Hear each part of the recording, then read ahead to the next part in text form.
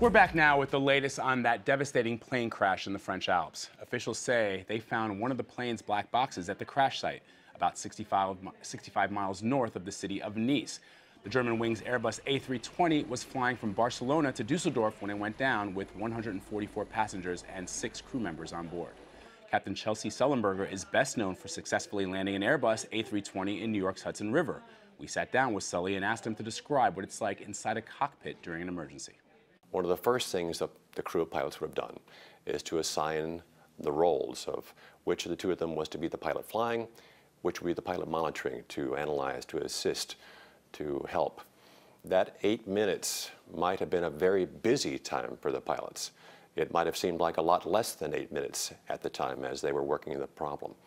It's not at all unusual for pilots not to be able to make a distress call, and it's often because they're too busy doing higher priority things. That certainly takes at least several minutes. And in a real crisis, a sudden extreme crisis, it might take many minutes to finally get the airplane under control, and then, and only then, have time to make a radio distress call. A descent at that rate from 38,000 feet to 6,000 feet would have been noticeable in the cabin, but it was not an extreme maneuver. It wouldn't have been much different than a normal descent for landing.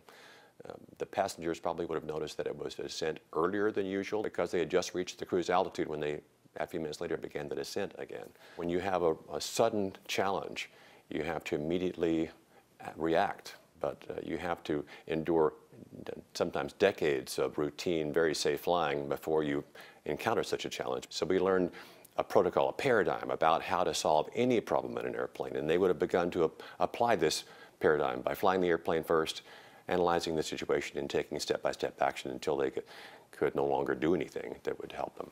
The reported descent rate is rapid but not excessive.